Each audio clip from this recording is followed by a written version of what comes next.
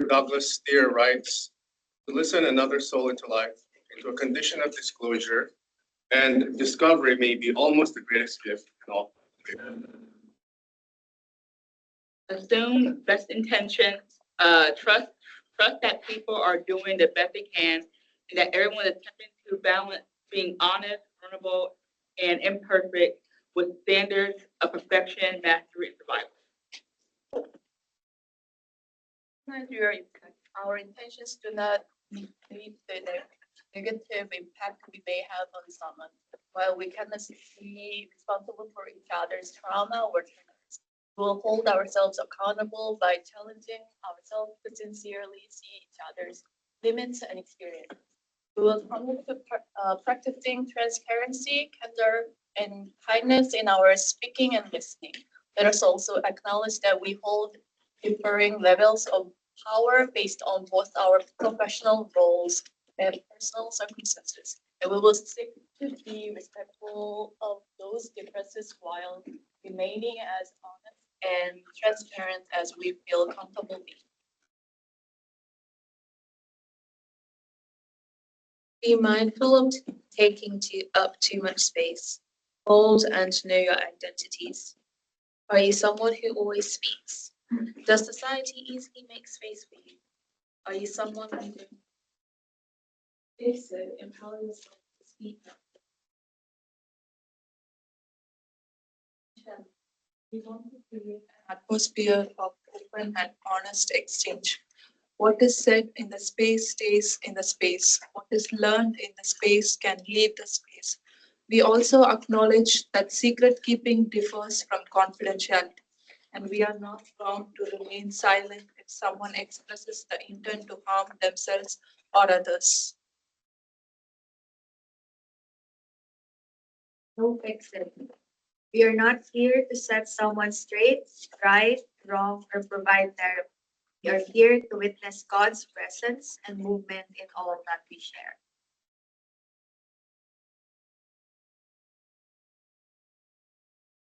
That's the process. We will disappoint each other in this journey, but choose to stick around or you will miss the way that grace comes in and fills in the cracks of our brokenness and teaches us what it means to coexist. And it is too beautiful to miss. Accept and expect non-closure in this process.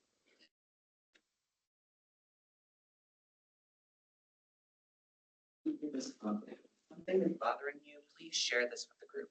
Often our emotional reactions to this process offer the most valuable learning opportunities.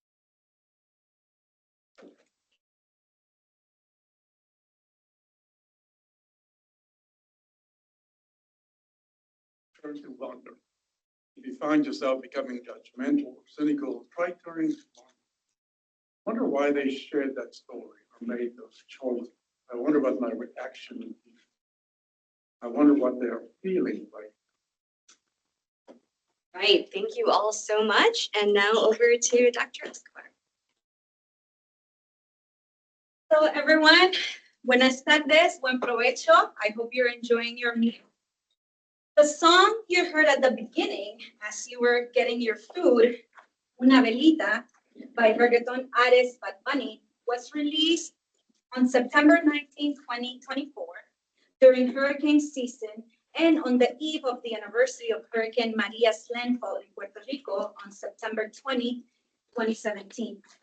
The song reflects the experiences of Puerto Ricans during Hurricane Maria, serving as a powerful political statement that exposes the harsh realities of Puerto Rico as a modern-day colony of the United States.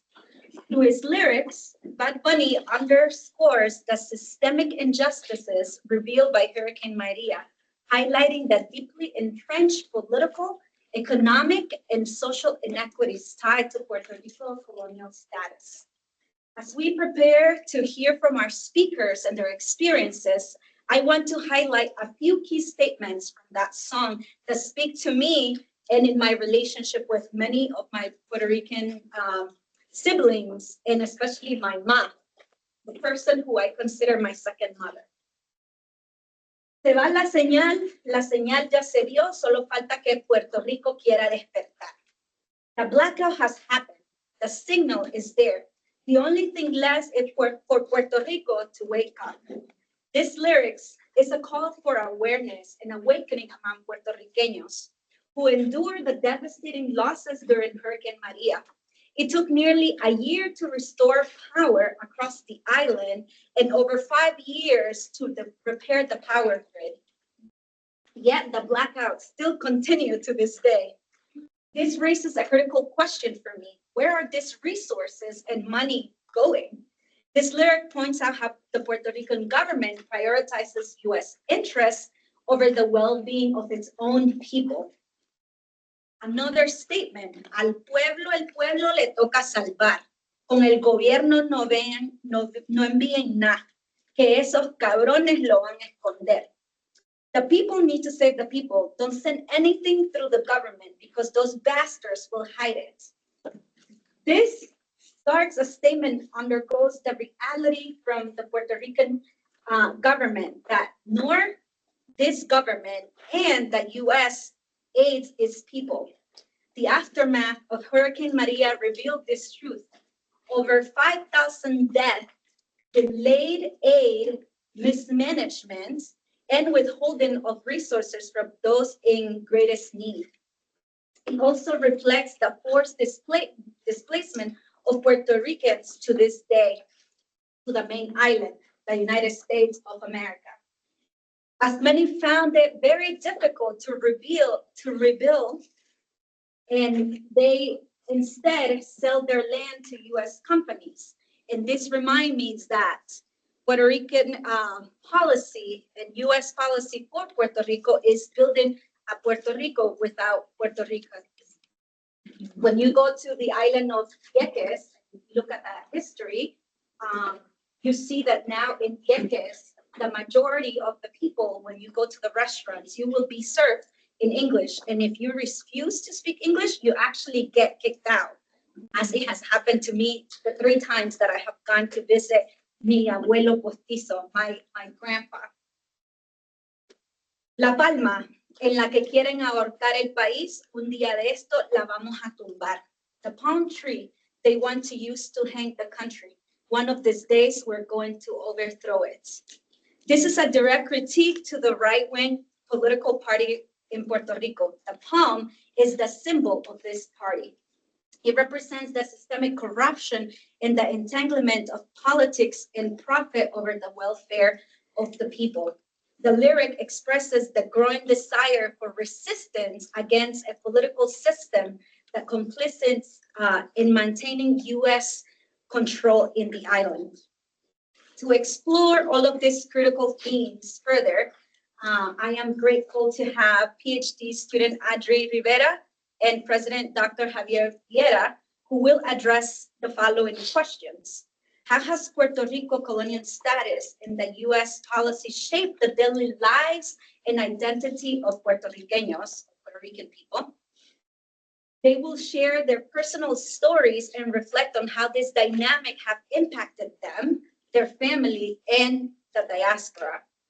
They will speak from their experience as to how the culture, politics, faith intersects to shape what Puerto Rico identity is outside the United States.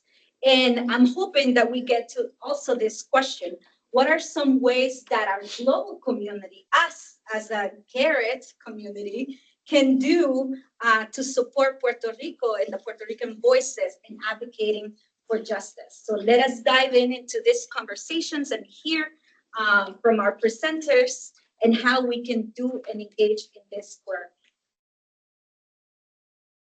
Ariana. Thank you, Dr. Emma. Hello, everybody. It's so nice to be with you, and I'm thankful for the ways that technology can connect us to have these important conversations. And as any good educator, I'm going to have some slides with me to keep me on track and to help me address my main ideas. But I'm really thankful for this opportunity as we are in a critical time in our identity as Puerto Ricans, and our identity as Americans and as global citizens.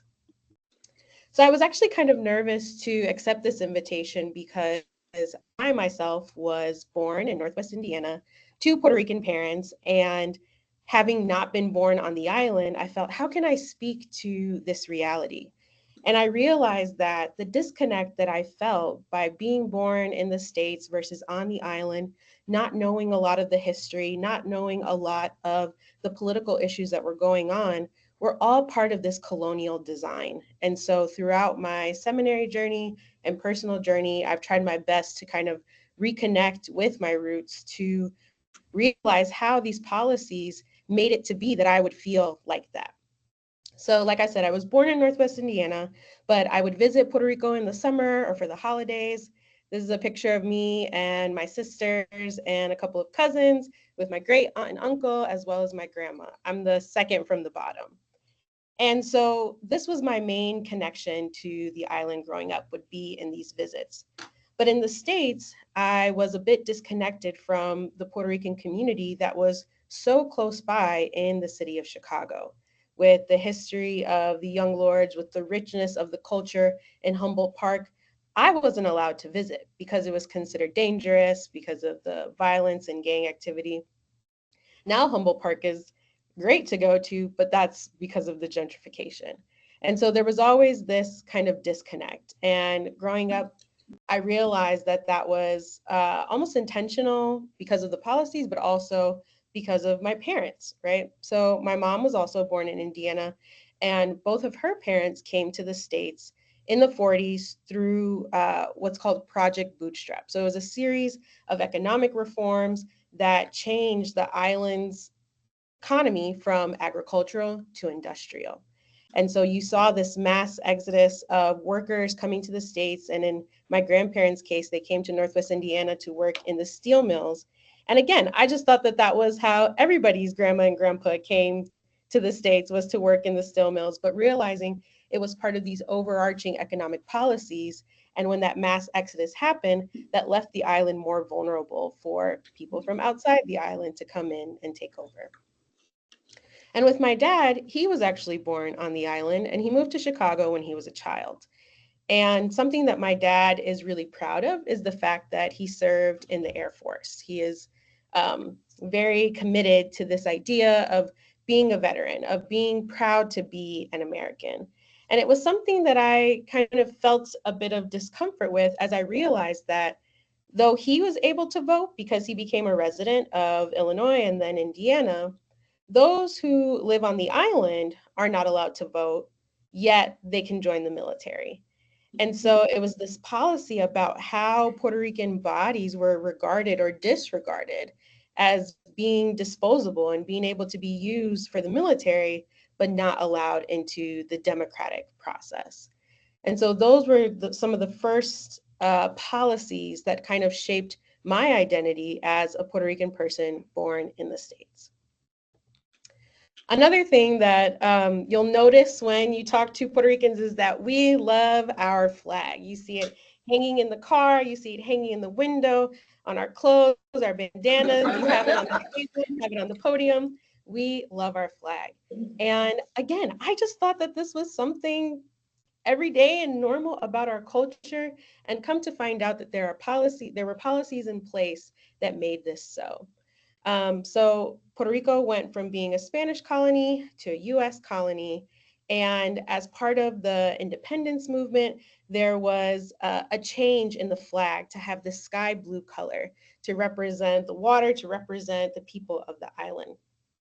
And then in 1948, there was a passing of the gag law, which if Puerto Ricans didn't like having the navy blue that looked like the American flag, they couldn't have their flag at all, to the point that it was made punishable to display the flag up to 10 years in prison.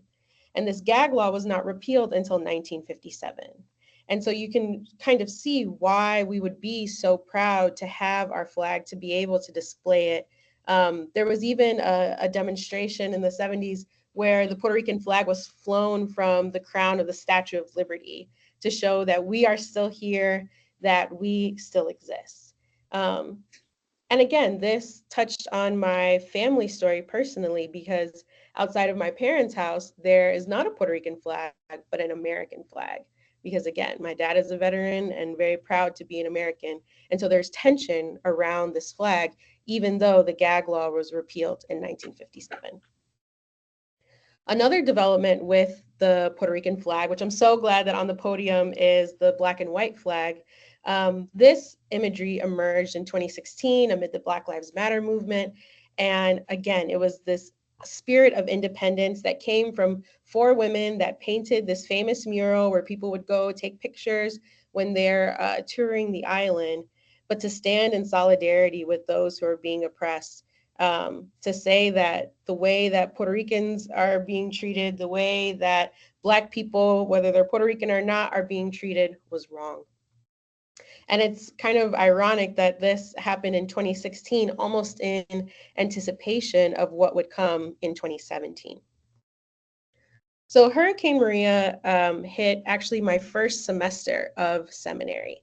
And it was there that I started to really decolonize my mind and realizing how these policies had affected my identity and seeing the lack of response from the US, as Dr. Emma read in the lyrics from Una Velita, that all we really got were some paper towels thrown, if any type of recognition, that there were blue tarps given rather than addressing the crumbling infrastructure.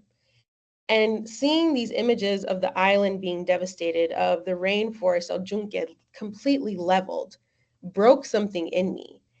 And I was trying to understand why I was so devastated when I never lived there. I would visit, I would see it, but I realized that it was impacting me because it impacts all of us. And so this was a really big turning point for me in my theology, for me in my teaching, and for me in my political awareness.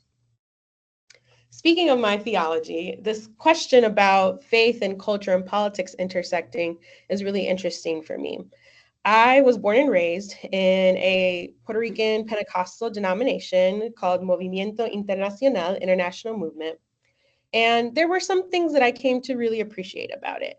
I grew up in a completely Spanish liturgy, and so I learned to pray and sing and preach and read the Bible in Spanish, and that has really enriched my theological development. I also witnessed the value of hospitality, right? To share meals together, to do these mission trips. The church actually had a really incredible response when the hurricane hit, that they organized a team from within the church to go and respond directly to members' relatives that were impacted by the hurricane. So I saw the connection and the work that they did. And this is a picture of me in my grandpa's church in Puerto Rico, visiting one summer. And at the same time, there were some values from political forces and cultural forces that were also at work. So being of the Pentecostal tradition, there was a very conservative space that was very much buying into purity culture.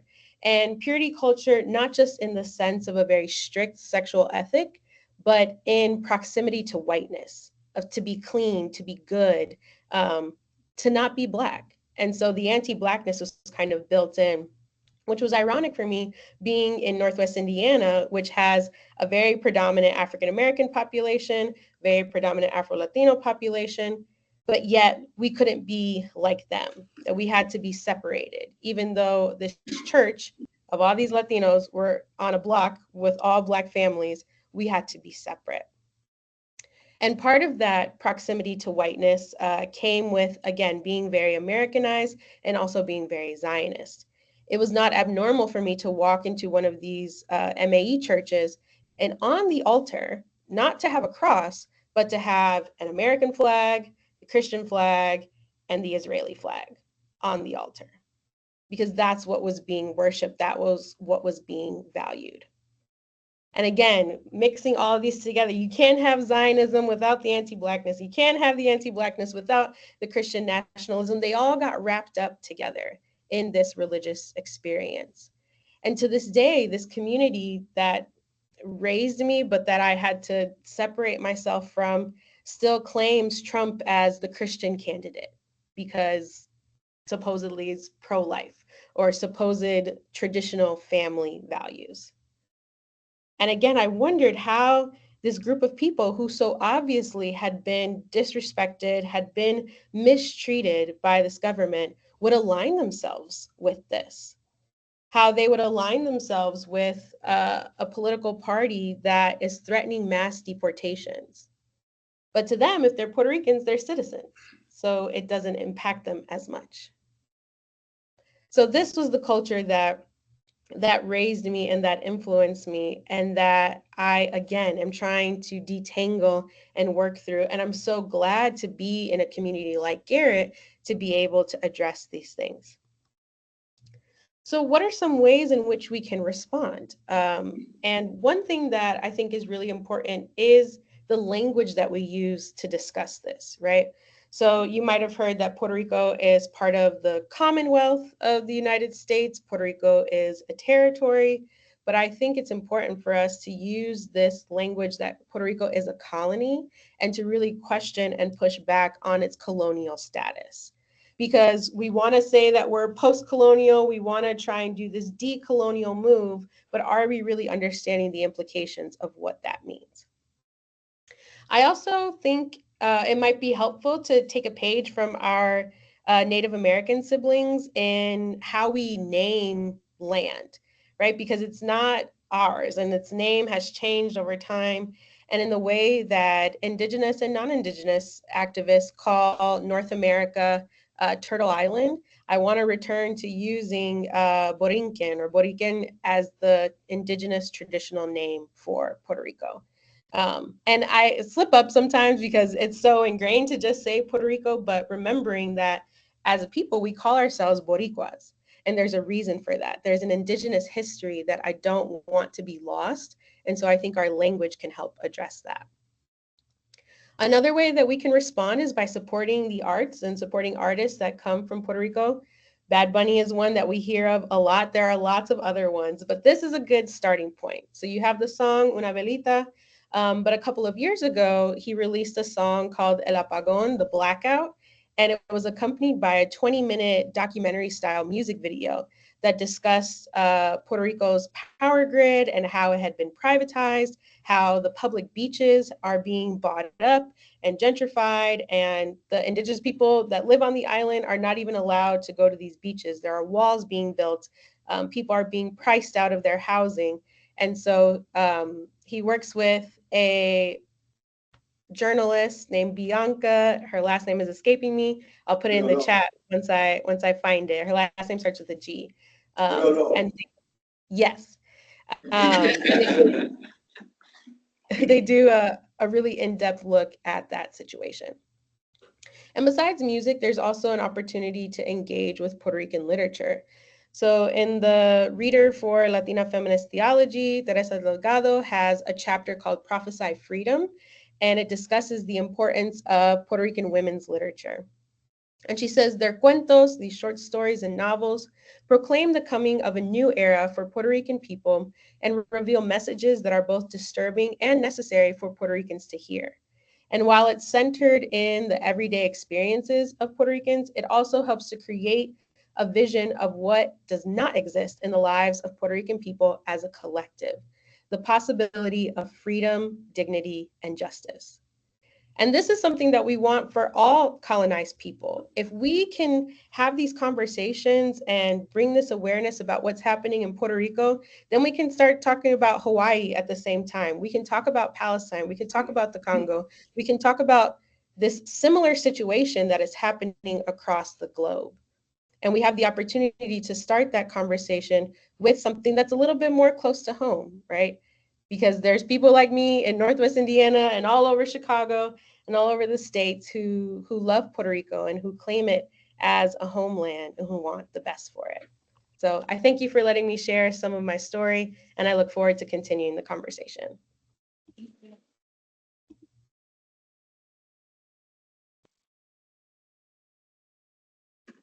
Thank you, Bree.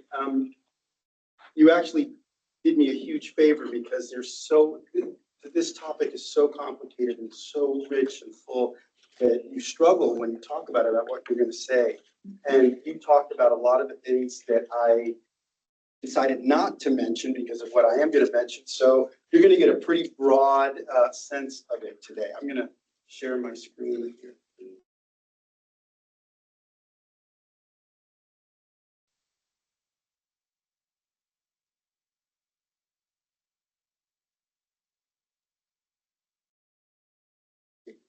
Not working. No.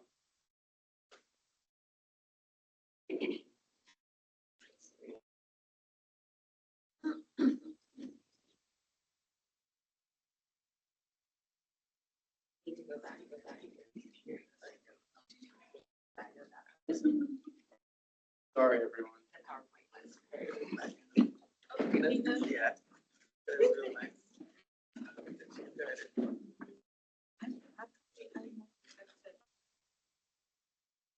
There we go. All right. So today, ironically, in Puerto Rico is a national holiday. And the national holiday is the Day of Descubrimiento de Puerto Rico, the day of Puerto Rico's discovery, which is just absolutely a ridiculous holiday to have, but it's celebrated. And what does this holiday say about our history and our truth? One is that nothing existed before the European invasion, right? There was nobody there, nobody had ever been there, nothing had ever happened there, and then Columbus comes and all of a sudden history begins, right? The Caribes and the Taínos, who were the indigenous people of Puerto Rico, they didn't have a legacy that was worth recognizing or even learning or remembering, even though the island is filled with all kinds of natural history in which they left their imprint, and it's rich and worth learning and knowing. It also implies that all history that is worth remembering and knowing is European history, right? That anything else just doesn't matter. But, and this is the one that's most problematic, but for those who are future oriented, it means to be connected and rooted in that European history. That's the history that matters. That's the history that will place you in the modern world. That's the history that will help us advance as a people.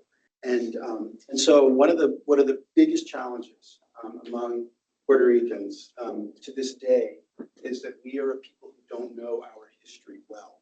And I'll talk about that in a second, because in 1898, when the US invaded Puerto Rico and took over it, immediately the first thing that it did was it changed the education in the schools from English to Spanish, from Spanish to English. Even though there were no teachers who knew English, the students, I mean, and there are all kinds of stories and jokes and short stories you should read about, that you can read about how funny that is, as tragic as it is. But then secondly, the history that began to be taught was American history and not Puerto Rican history. For over 60 years, Puerto Rican history wasn't taught. And so like my parents' generation, for example, knows almost nothing about Puerto Rican history. And my generation almost knows nothing. And that's beginning to be recovered now.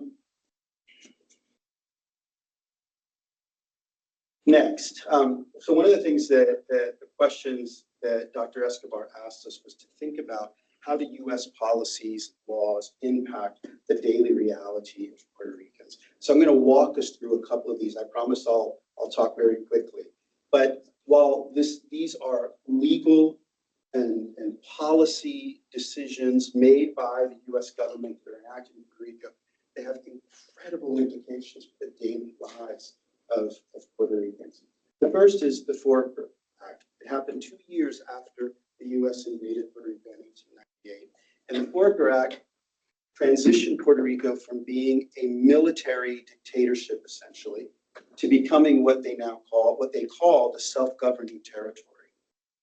However, that self-governing territory, every single office was appointed by the US president, right? So in the Foraker Act, it was America's, the US, I don't want to use the term America, the United States attempt to not be considered an imperial power. It was very, very sensitive to being seen as another empire like the European empires. And so it did an incredible job at hiding all of its imperial acquisitions. The biggest examples of these are the Philippines, Cuba, and Puerto Rico, right? So it wanted to hide that, and in the Foraker Act, it declared that Puerto Rico is now a self-governing territory, even though we know that was absolutely not true.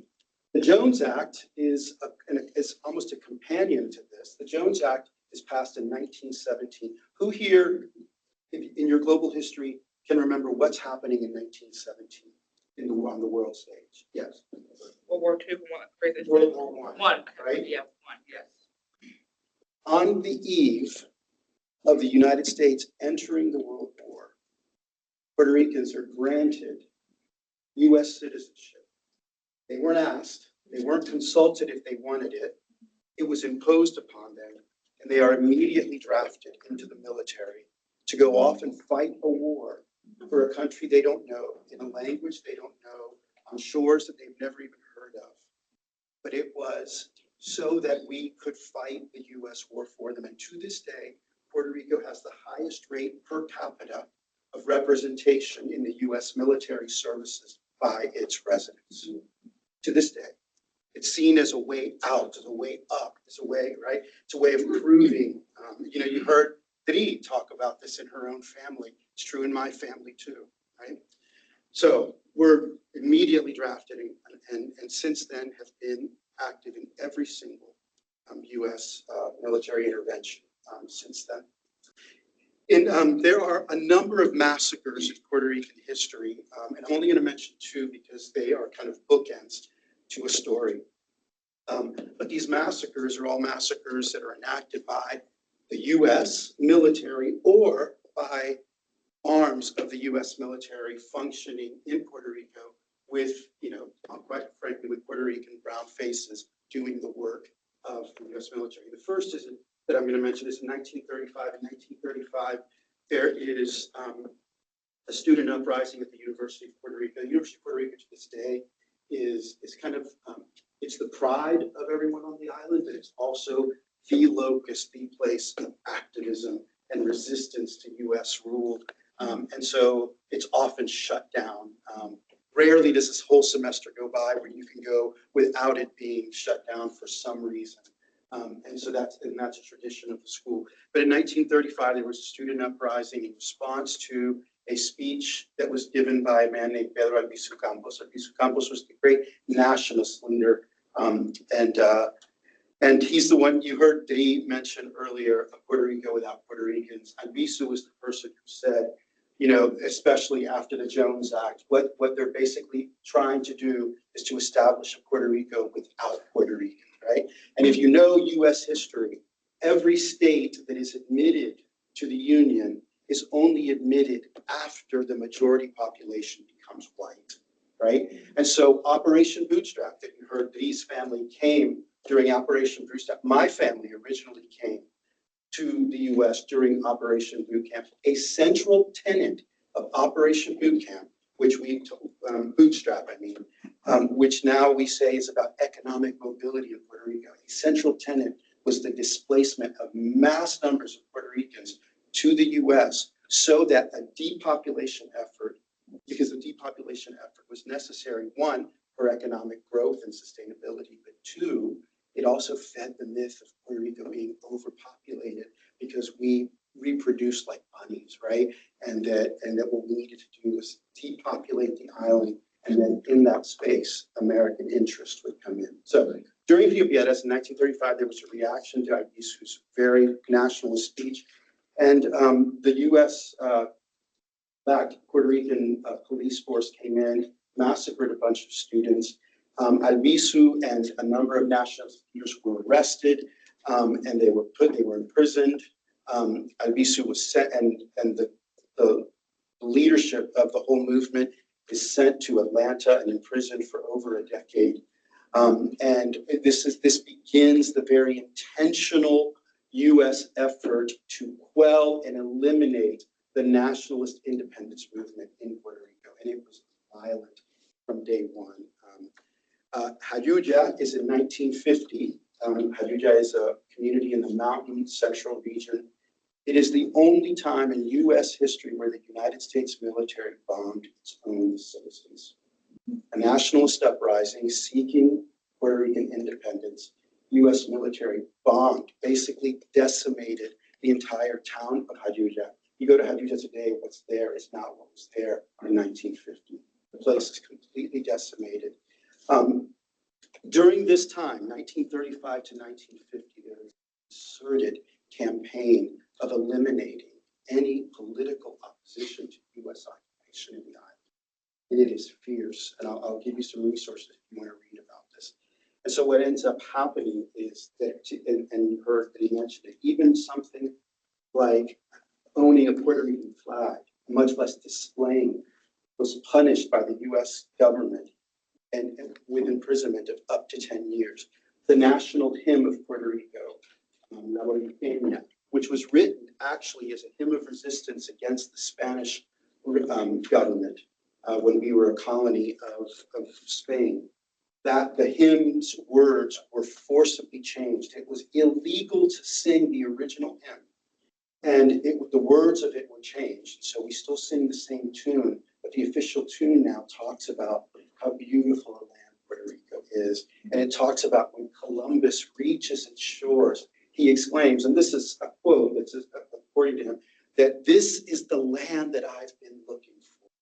This is what I hope for. And it talks about, you know, it is the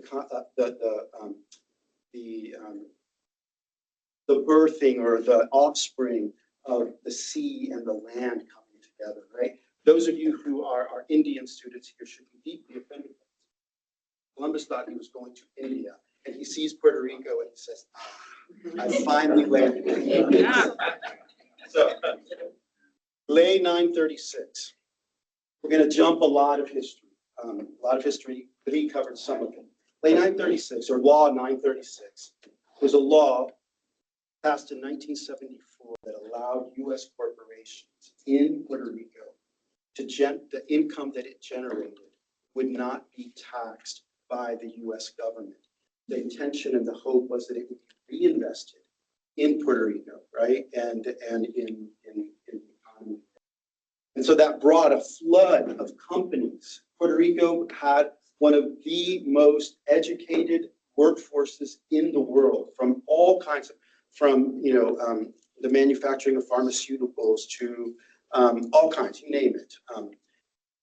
936, when Bill Clinton came to office, he ended Law 936 with it was a 10-year period of transition. But what happened is that he claimed he did it for two reasons. One is that the money that these corporations were making wasn't actually being reinvested in Puerto Rico. Instead, it was going to offshore accounts. And there's some truth to that. The tax burden really fell to local businesses in Puerto Rico. But then secondly, what do you remember? What was the big signature economic plan of the Clinton years? Anyone remember? NAFTA, right? And so he claimed that this was against free trade and free economic practices. So where did all of these jobs that Puerto Ricans have, where did they go? They went to three countries primarily: Mexico, Vietnam, and India.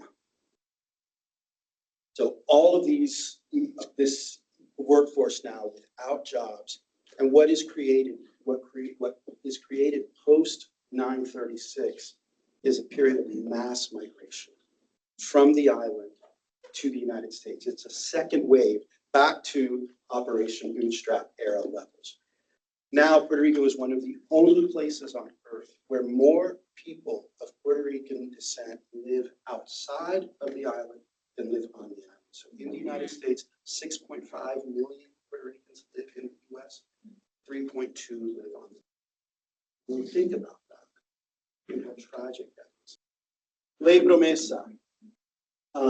Ley Promesa is a law that was passed during the Obama administration. It comes really at the end of, you think about the end of 936 and the economic decline that happens over those 20-something years. Ley Promesa comes when Puerto Rico essentially has to declare bankruptcy because it's over $70 billion in debt, and it cannot pay that debt back. Ley Promesa does several things. One, it enforces on Puerto Rico a fiscal control board, which has to approve every law, every penny that is spent, every expenditure, every change, everything has to be approved by this fiscal control board. And yet, the US looks at the United Nations every year and says that Puerto Rico is a self-governing territory and not a colony, right? And yet there is no autonomy whatsoever. No law in Puerto Rico can be passed without the fiscal control board, which is appointed by the US president. Right? Now, the second thing that the Promesa did is it took and you heard Dr. Escobar talk about this, it took the electric grid and the electric company of Puerto Rico, which was also in basic bankruptcy, and it privatized it, and it bid it out to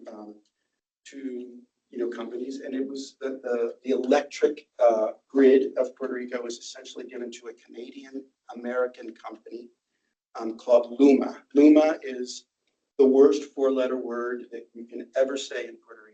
Seriously, I mean, there's not a Puerto Rican who probably won't want to, slit your throat. But for uttering the word Luma, because in Puerto Rico has the highest rate of blackouts of any place on earth, right? And to this day, even after Maria and the money, and a lot of people talk about, the Trump administration approved over $20 billion in recovery efforts for Puerto Rico, but only 1.8 of that was ever released. He held on to it. A lot of people say Puerto Ricans don't pay income tax. And so the US and all the benefits that they get to this moment, the amount of aid to this day that Puerto Rico gets annually from the US government, which is a lot, is about $24 billion. $24 billion. But let's go back to the Foraker Act. The other thing that the Foraker Act did that I forgot to mention is that it absolutely took control of all of the ways and means in which imports come into Puerto Rico. So one of the things that they did shortly after the Foraker Act was passed, over 70% of the land in Puerto Rico was owned by US corporations. Think about that. That means 30% of the land was owned by Puerto Ricans, 70% was owned by US corporations.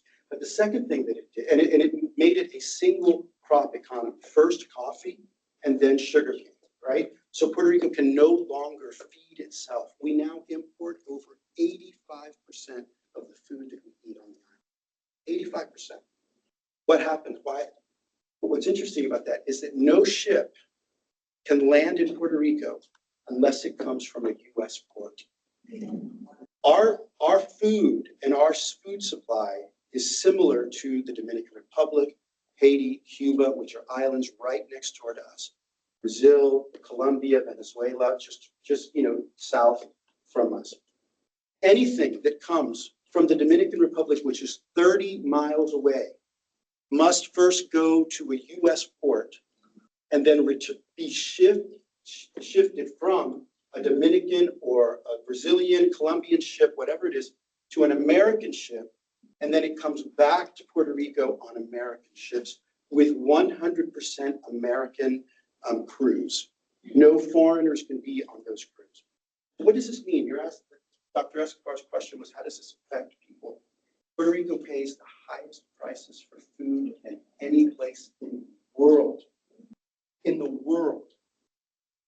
And this is a largely poor country. We pay more for food than any other country in the world. And it's because of these laws. I know it's getting complicated, but we talk about, a lot of people ask in this question, how did so many Puerto Ricans have voted for Trump? How could they have voted for Republicans? Remember Ley 936 and Promesa? Those were passed by Democratic administrations, by Bill Clinton and Barack Obama. I know Barack Obama is a saint, not to us. And when you talk about how complicated it is, you have to remember this history. You have to understand this context, right? And so, yes, Trump came down and insulted us, threw us paper towels. But his history is really no different than what came before, right? The last one, Lay 22, Lay 60, Law 22 and 60. It's the same law, but different legislative periods, thus assigned a different number. It's basically a law, and this gets back to the East comment about Puerto Rico without Puerto Ricans. Basically now says that any U.S. citizen, any American that comes back or that moves or relocates and spends half a year in Puerto Rico, their income is non-taxable for the U.S. By the Internal Revenue Service, and they don't have to pay local income taxes either. But plus, they can purchase property with no taxes on them whatsoever. So what does this do? It encourages people to come. You've heard Dr. Escobar talk about Vieques. My family from Rincon and and Dorado. These are cities that now you almost hear no Spanish spoken. You have Americans flocking to there to hide their income. They spend half a year there. They contribute almost nothing to the local economy. People are displaced, housing prices, food prices, everything prices have escalated. So you can no longer live there. And so what happens? Mass migration. Puerto Rico without Puerto Rico. This, you ask, where's the church in all this? In 1899, in New York City, a gathering, this is 1 year after Puerto Rico was invaded by the US, of national denominations in the United States gathered to talk about how to respond to what the US's now acquisition of Puerto Rico. And basically, in great colonial form, they split the island up amongst themselves. And this is the way it is. And to this day, these historic Protestant churches on the island have their strengths at their base in this region, right? And for the Methodists in the room, you see two Methodists, but remember here are Hermanos Unidos, United Brethren. So that's today now, in the Methodist tradition as well. What was their goal? And I translated here. It is to inaugurate a work that assures the Americanization of the island, as well as bringing individuals into the joys and privileges of being a Christian disciple. We should inaugurate schools that will reach hundreds of children who can be formed through this agency in the responsibilities of American citizenship. So this is why the nationalist movements and independence movements in Puerto Rico have historically been very anti-Protestant, even though there are Protestants in them, don't get me wrong. But they've been very, very either deeply Catholic or people who practice their indigenous religious traditions, precisely because of this colonial history of Christianity in Puerto Rico. And it's tragic.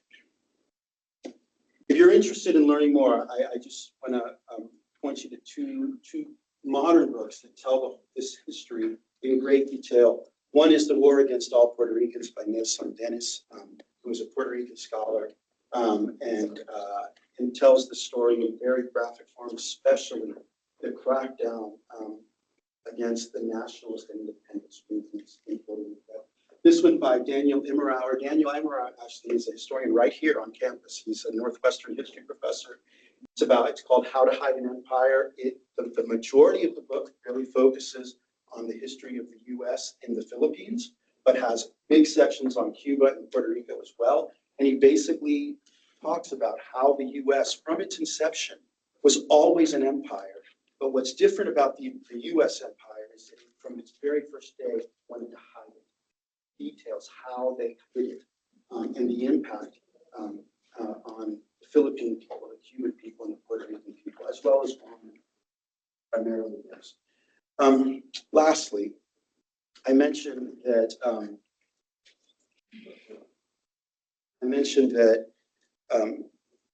did he talk to you a little bit about the history of the flag and this flag as well that's on the podium? But the hymn I mentioned, in 2019, there was a massive movement that that actually removed the governing coalition, the governor of the island, for horrible reasons. I won't get into them now, but if you're interested, I'll talk to you later. And when that happened, there was a huge celebration that happened in Old San Juan. And I want you to see that what they did in that moment was they sang the national anthem, right, as you would sing. But they chose to sing the revolutionary, not the one that was imposed by the US. And in this, part of why I'm attached is I was in the audience that night with my daughters and with a group of students from Drew Theological School that we were there in a class that I was teaching. Those of you who speak Spanish, I apologize for the vulgarities that are spoken, but it's important that we hear this. Oh, it's not playing. You have to make it in English. Well,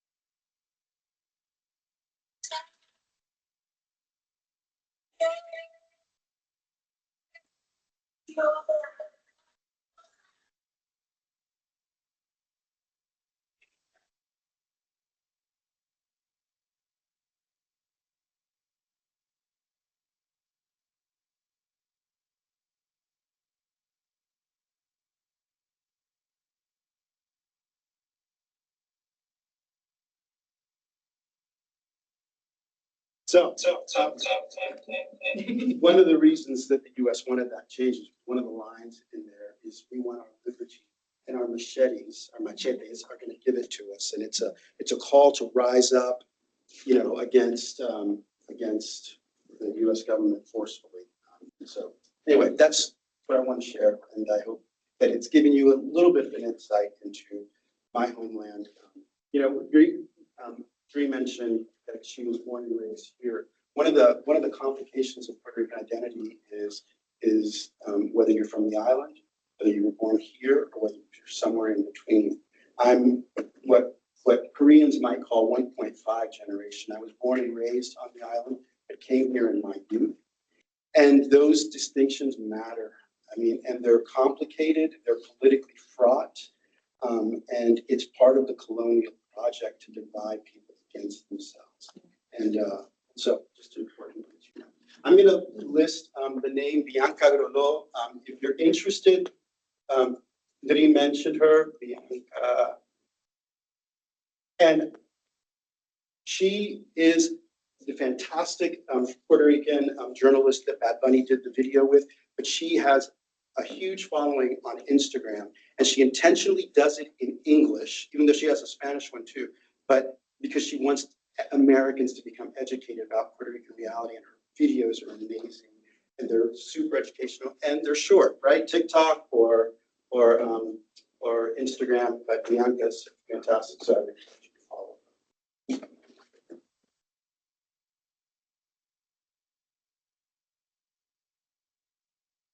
Really quickly, I just want to thank Dri and Javier for their presentation. The closing or ending song of Bad Bunny repeats, "Va a salir el sol, va a salir el sol," and it just continues and it fades out. The sun is gonna come out.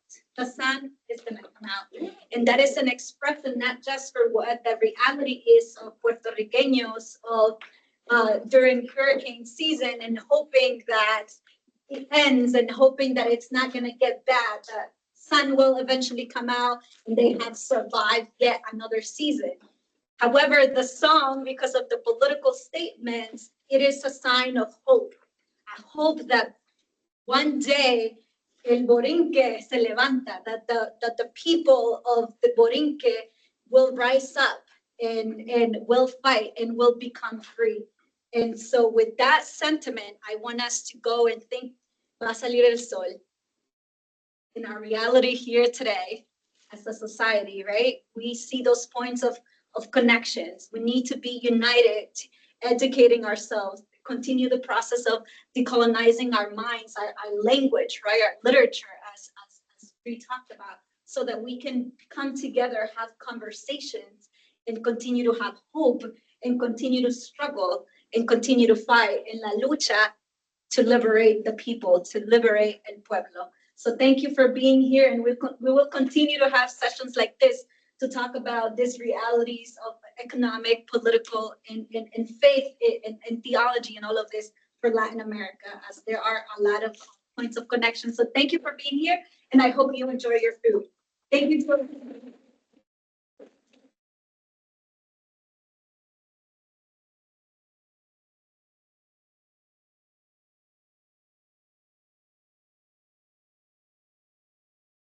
I saw a video. How was you? I know it was great. I know it was great. I'm asking how did you how